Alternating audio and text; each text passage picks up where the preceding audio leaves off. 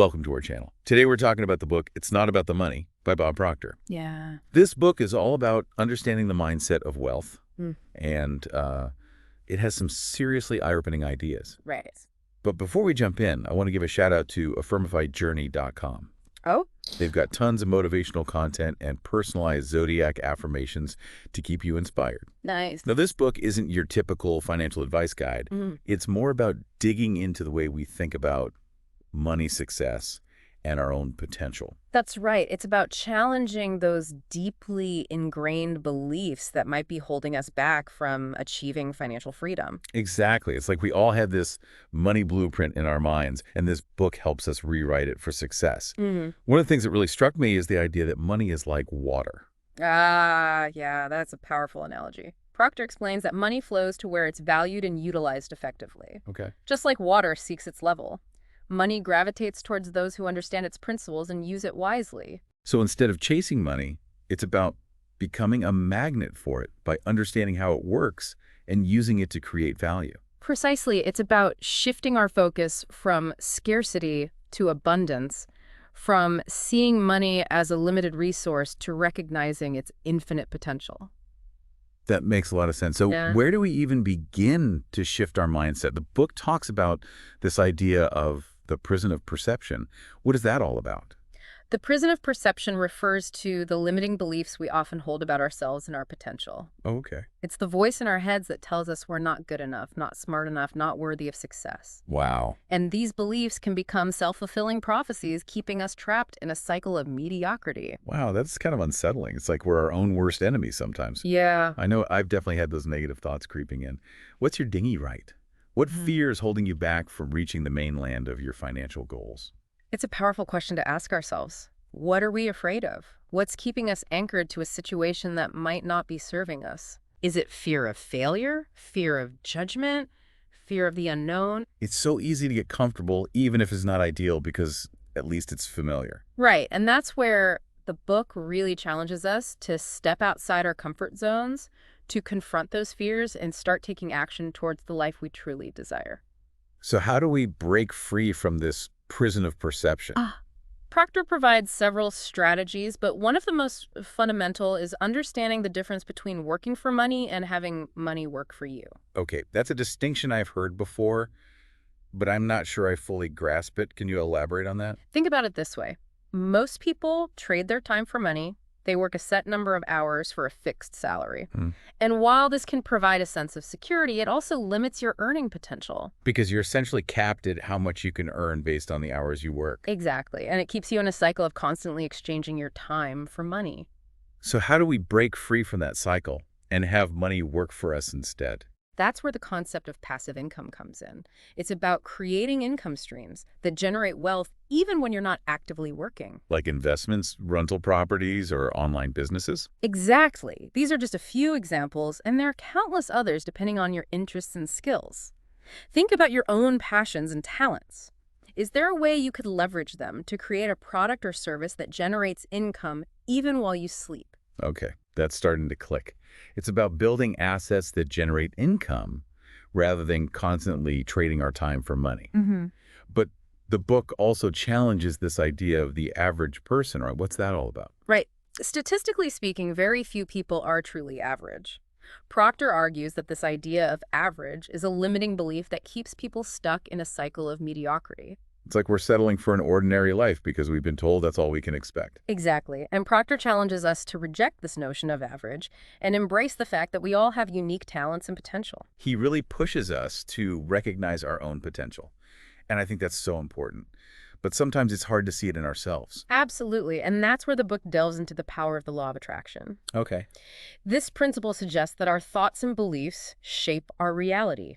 So if we constantly focus on lack and negativity, that's what we'll attract into our lives. Exactly. But the flip side is also true. If we focus on abundance, positivity, and our desired outcomes, we can actually attract those things into our reality. It's about aligning our thoughts, beliefs, and actions with what we want to achieve right. Exactly. And Proctor emphasizes the power of visualization. He suggests creating a clear mental picture of yourself, achieving your financial goals, feeling the emotions of success and abundance. So it's about seeing yourself already living the life you desire, almost like you're already there. Exactly. It's about training your mind to expect success. And that expectation can actually influence your actions and decisions in a way that leads to positive outcomes. That makes a lot of sense. But it's not just about thinking positive, is it? It's about taking action too, right? Absolutely.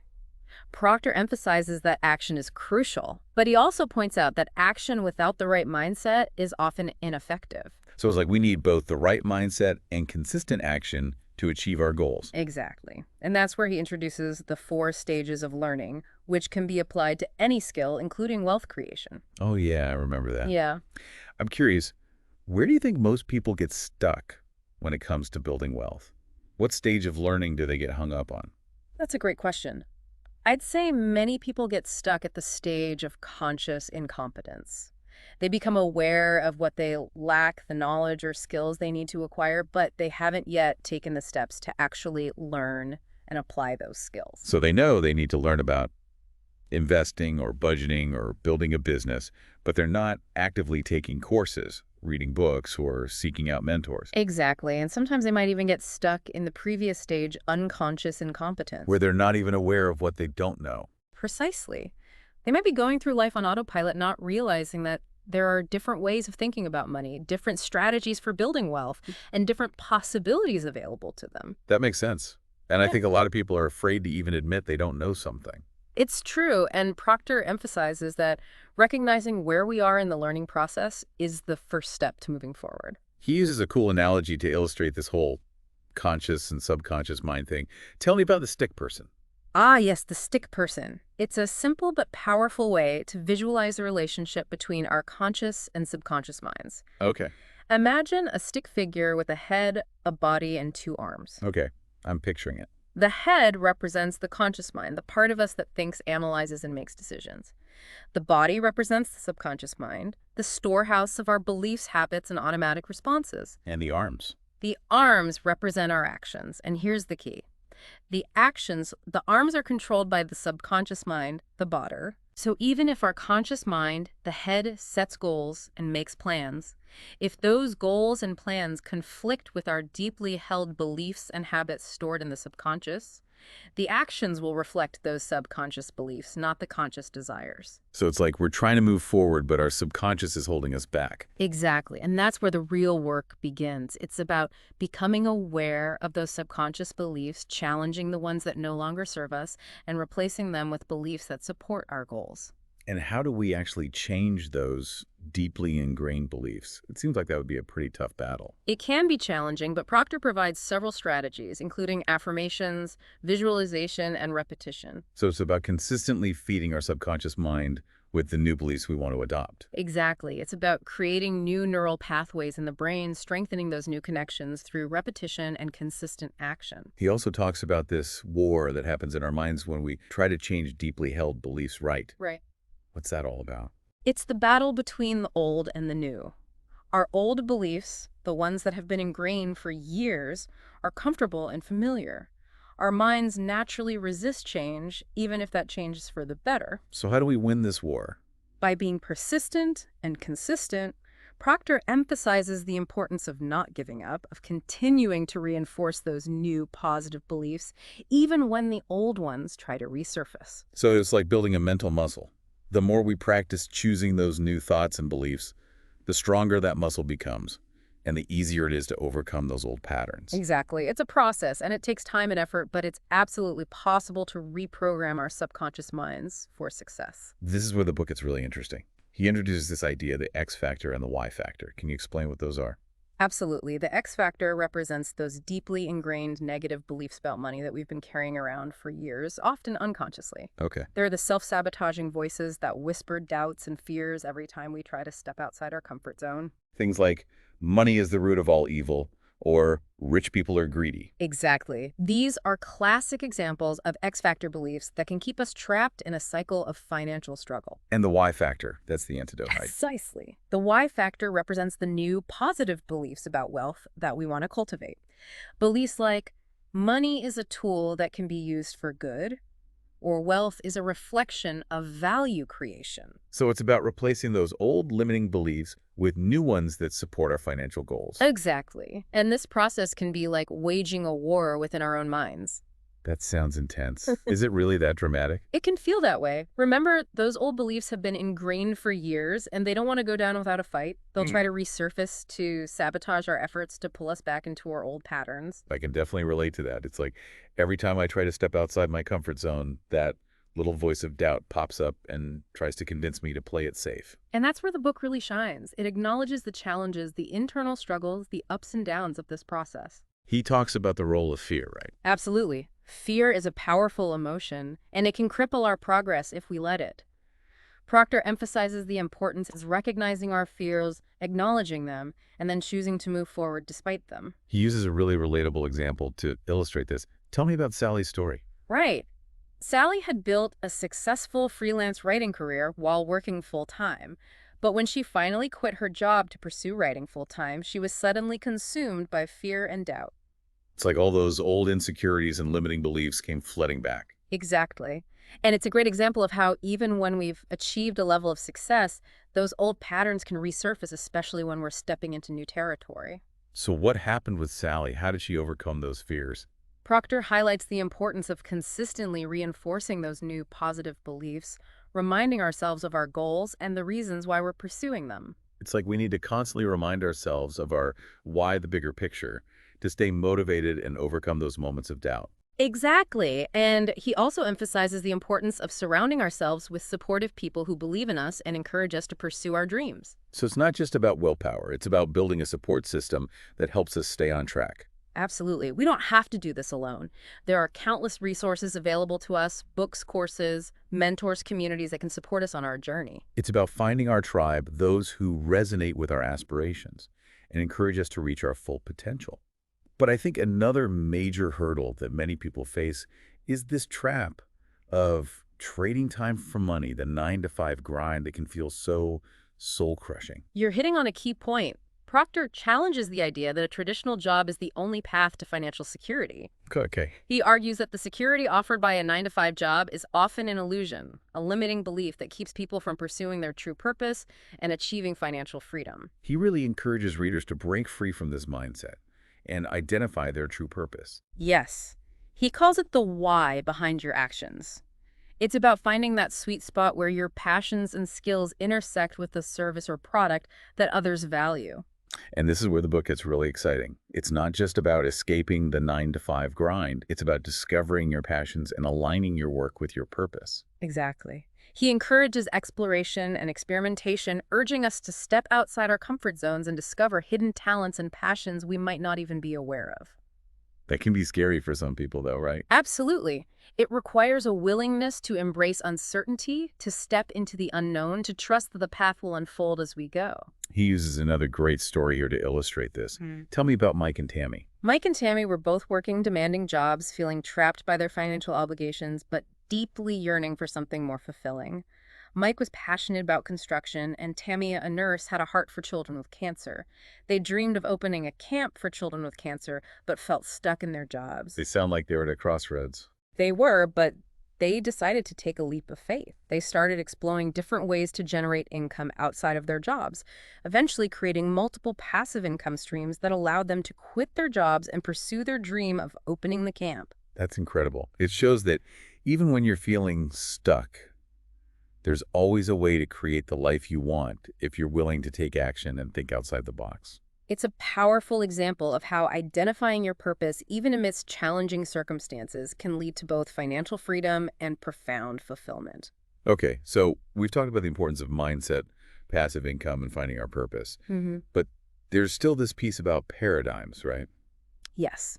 Paradigms are those accepted ways of thinking that often unconsciously shape our reality. Okay. They're like the invisible scripts that run in the background, influencing our perceptions, decisions, and actions. And Proctor argues that challenging those existing paradigms, questioning those deeply held beliefs, is crucial for achieving breakthrough results. Exactly. It's about stepping outside the box of conventional thinking and exploring new possibilities. It can be tough to challenge those deeply held beliefs, though, right? Especially when they've been ingrained in us for so long. It's true, and that's where the book provides some valuable tools and strategies for recognizing and shifting those limiting paradigms. He uses a great analogy, the crab bucket, to illustrate how others can unintentionally hold us back when we try to break free from conventional thinking. Imagine a bucket full of crabs. Any crab that tries to climb out is pulled back down by the others. It's like we're surrounded by people who are content to stay in the bucket and they don't want to see anyone else escape. Exactly, and sometimes those people are our closest friends and family members. Oh, They might not intentionally be trying to hold us back, but their own fears and limiting beliefs can create a subtle pressure to conform, to stay within the bounds of what they consider safe and acceptable. that's a really powerful analogy.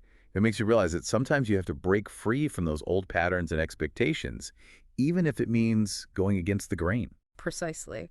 And Proctor also talks about the crisis of consensus, which refers to the pressure we often feel to conform to the accepted norms of a group, even when those norms might not align with our individual goals or aspirations. So it's like we're sacrificing our own dreams and desires to fit in with the crowd. Exactly. And Proctor emphasizes that breaking free from this crisis of consensus can be a key to unlocking our true potential. So surrounding ourselves with like-minded individuals, those who support our vision and challenge us to grow, is crucial for staying on track. Absolutely. It's about finding our tribe, those who resonate with our aspirations and encourage us to reach our full potential. This is all starting to make a lot of sense. Yeah. But how do we actually put this into practice? Where do we start?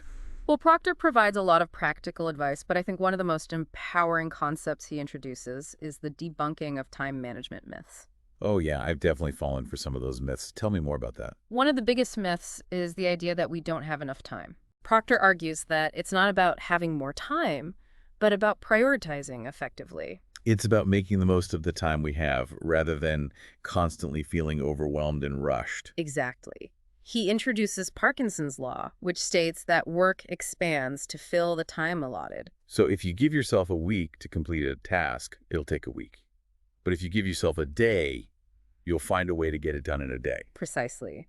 It's about setting clear deadlines and focusing your energy on the most important tasks. He also talks about delegation and elimination, right? Yes. He emphasizes the importance of letting go of tasks that don't align with our goals or can be done more effectively by others. So it's about recognizing our strengths and weaknesses and delegating tasks to those who are better suited for them. Exactly. It's about building a team of talented individuals who can help us reach our goals more efficiently. He also stresses the importance of saying no to opportunities that don't excite us or serve our purpose. Right. It's about being selective and focusing on the opportunities that truly resonate with our vision, freeing up time and energy for the pursuits that will have the greatest impact.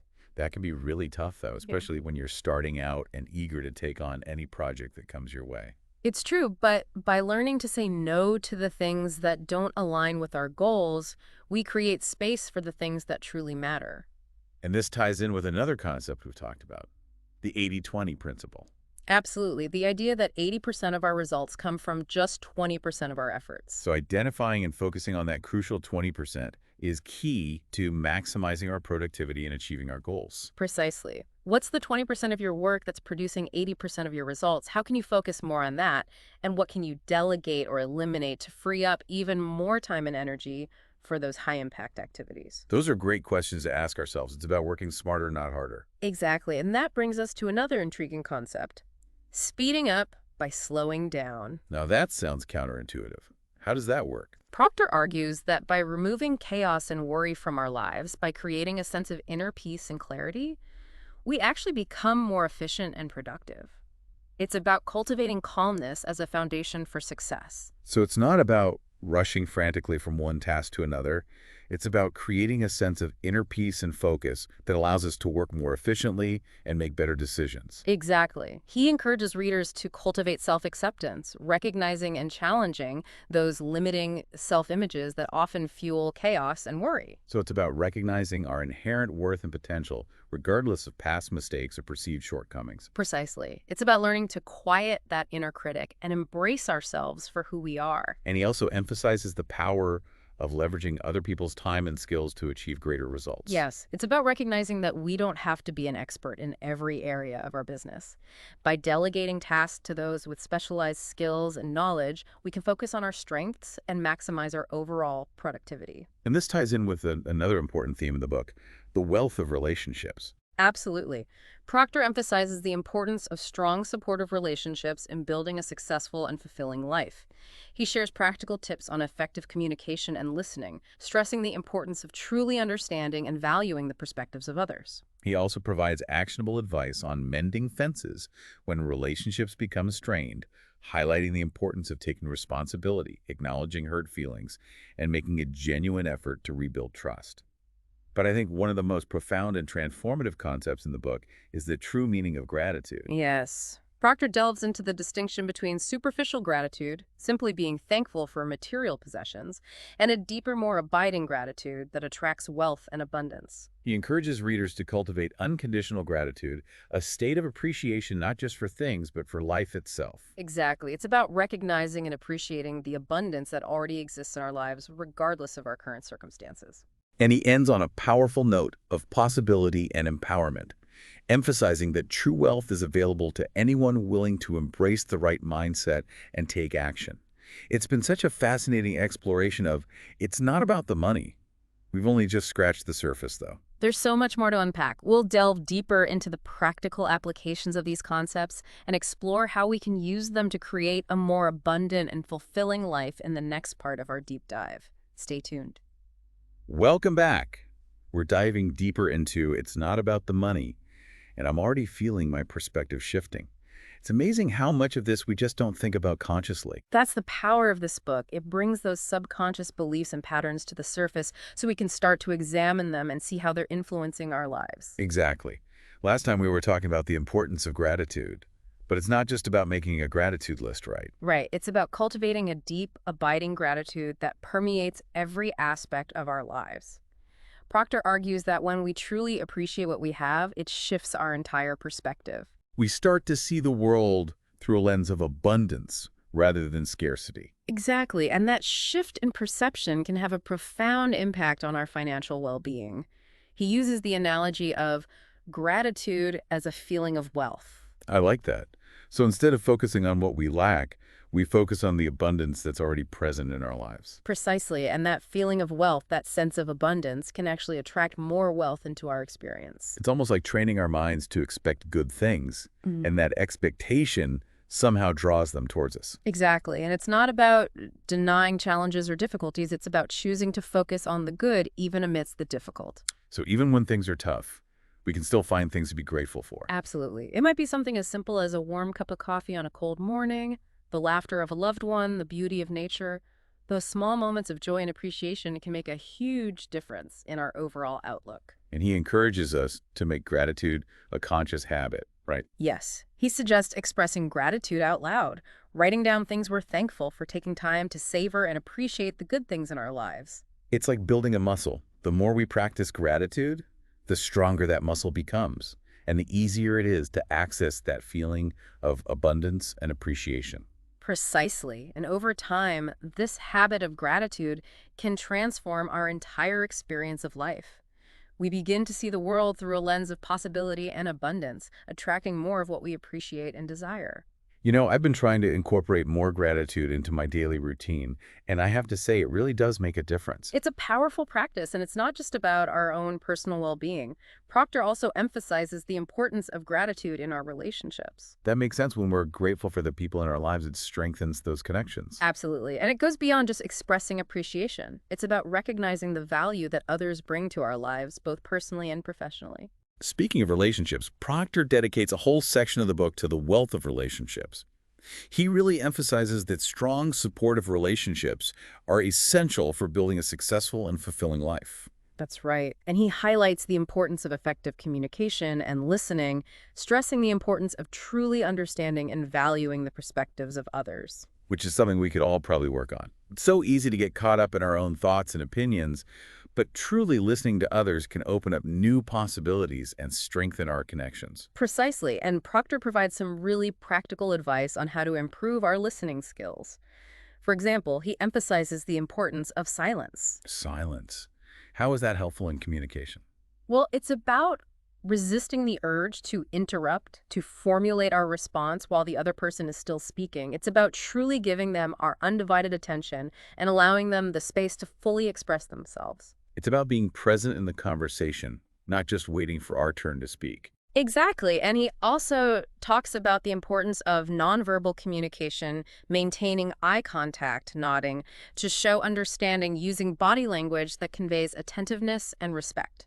It's all about creating a space where the other person feels heard and valued. Precisely. And this is crucial not just for personal relationships, but also for business interactions, collaborations, and any situation where effective communication is key. That makes a lot of sense. But even with the best communication skills, conflicts are bound to arise in any relationship. Absolutely. And Proctor doesn't shy away from that reality. He provides some really valuable insights on how to mend fences when relationships become strained.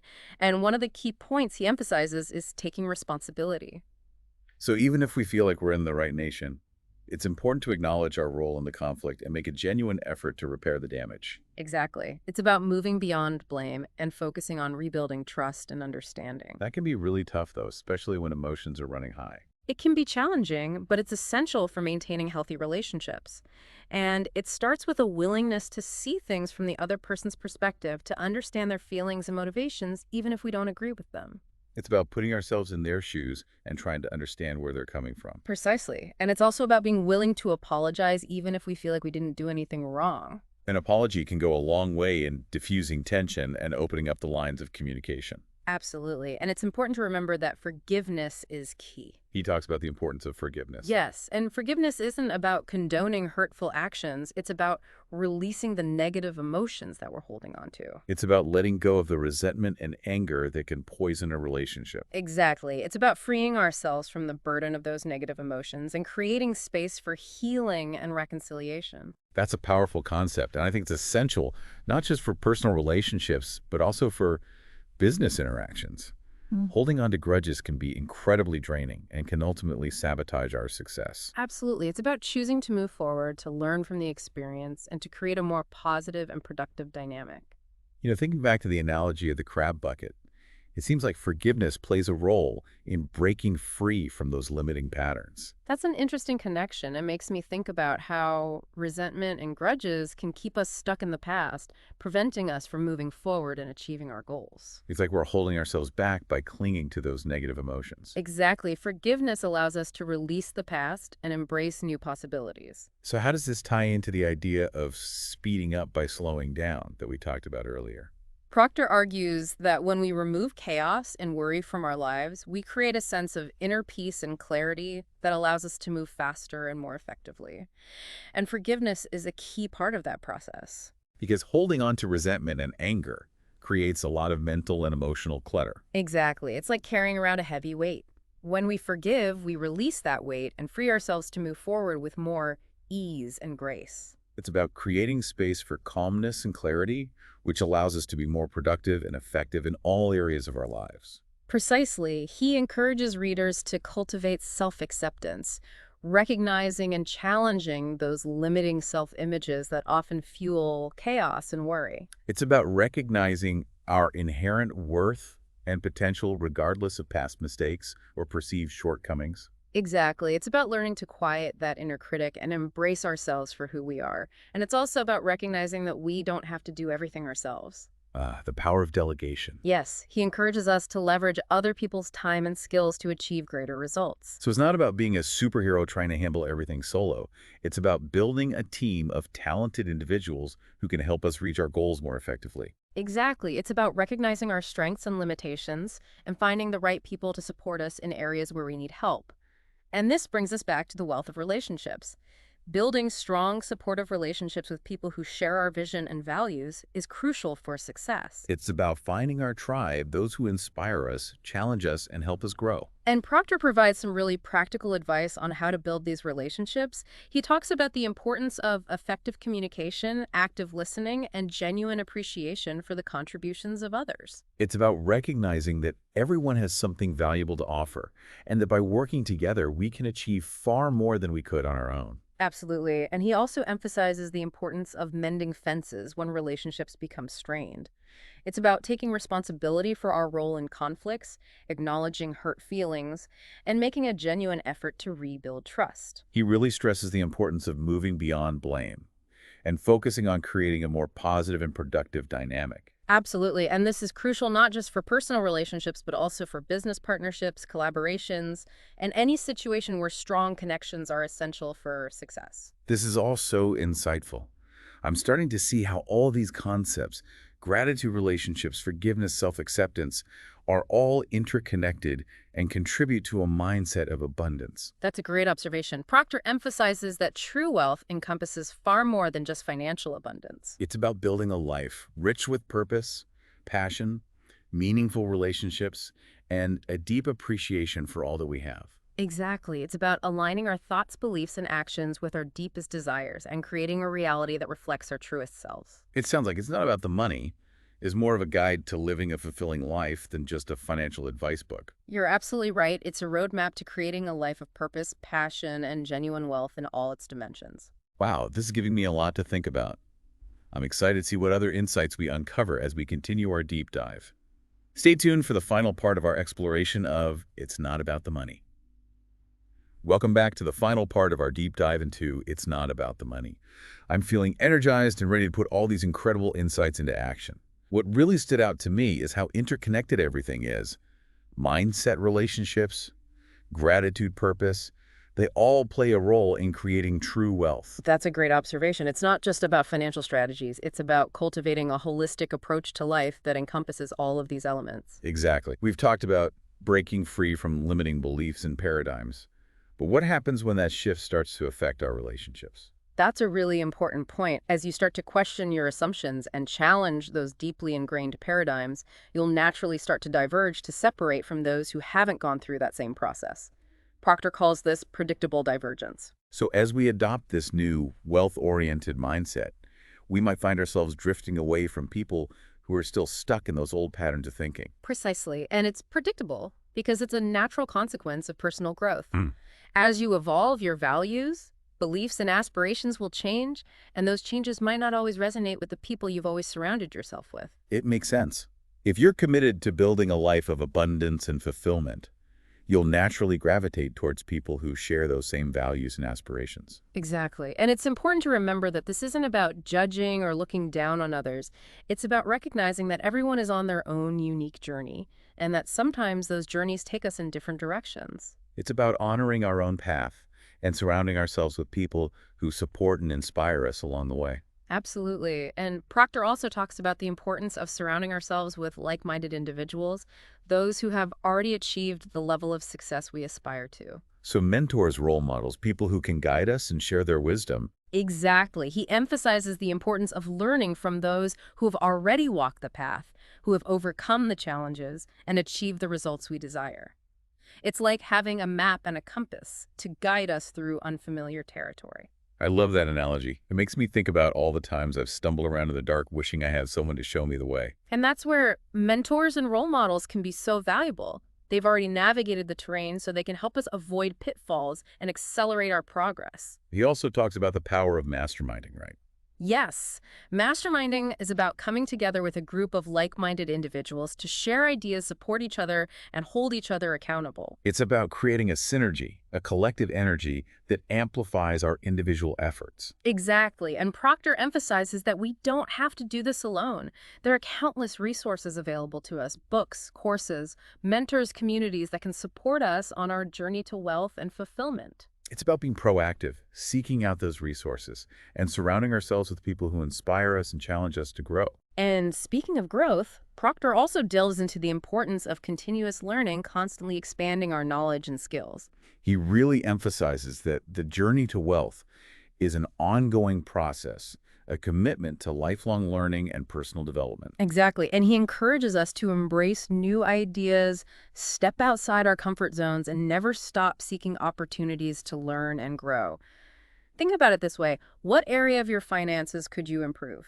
Is there a course you could take, a book, you could read, a mentor you could reach out to? You're right. It's about constantly striving to expand our knowledge and skills, even when we think we've arrived. And it's not just about acquiring knowledge, it's about putting that knowledge into action. He talks about the importance of taking action right. It's not enough to simply read books and attend seminars. We have to actually apply what we learn and take concrete steps towards our goals. Absolutely. He stresses the importance of consistent action, even when we don't feel like it, even when we're afraid, even when we doubt ourselves. It's about pushing through those limiting beliefs and taking those small, consistent steps that ultimately lead to big results. So even if it's just one small step each day, the key is to keep moving forward. Exactly. And he reminds us that we don't have to have all the answers, that we don't have to have it all figured out before we start. It's about taking that first step and then the next, and trusting that the path will unfold as we go. Precisely. And he emphasizes that mistakes are inevitable, that failures are part of the process. It's about learning from those mistakes, adjusting our course, and never giving up on our dreams. Exactly. Failure is not the opposite of success. It's a stepping stone to success. I love that perspective. It takes the pressure off of having to be perfect and allows us to embrace the learning process. Exactly. And he also talks about the importance of celebrating our successes no matter how small they may seem. It's about acknowledging our progress, recognizing how far we've come, and giving ourselves credit for our efforts. Precisely. And that brings us back to the importance of gratitude. Appreciating our journey, acknowledging our growth, and celebrating our successes all contribute to a mindset of abundance and fulfillment.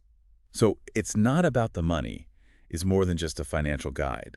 It's a roadmap to creating a life of purpose, passion, and genuine wealth in all its dimensions. It's been an incredible deep dive into this powerful book. We've explored so many insightful concepts, from the power of the wealthy mindset to the importance of relationships, gratitude, and continuous learning. It's a book that can truly transform your perspective on wealth and success, empowering you to create a life that reflects your deepest values and aspirations. And remember, if you're looking for more resources to support you on your journey to wealth and fulfillment, be sure to check out lingopediamagazine.com. They have a wealth of information, including courses and ebooks, to help you dive deeper into these concepts. I highly recommend them. It's time to wrap up our deep dive into It's Not About the Money. We hope you found this exploration insightful and inspiring. Remember, you have the power to create a life of abundance and fulfillment. It all starts with a shift in mindset and a commitment to taking action. And don't forget to subscribe to our channel for more deep dives into fascinating topics, and share this episode with anyone who might benefit from these powerful insights. Thanks for joining us on this journey. Until next time, keep diving deep and keep reaching for your dreams.